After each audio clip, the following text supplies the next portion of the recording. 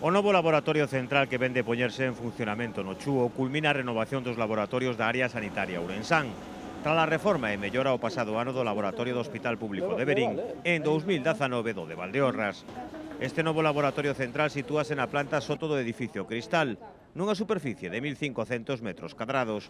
Está estruturado nas áreas funcionais de recepción preanalítica, que dispón de clasificadores automáticos capaces de registrar ata 1.200 mostras por hora, bioquímica, inmunoquímica e seroloxía.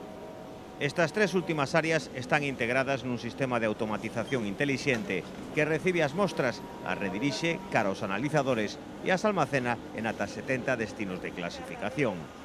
Este sistema de automatización intelixente ten mellorado os tempos de resposta nun 20% para as mostras de urxencias e nun 30% para as mostras hospitalarias e primaria en bioquímica e inmunoquímica, o núcleo analítico de maior peso e que ten agora capacidade para realizar ata 12.800 test por hora.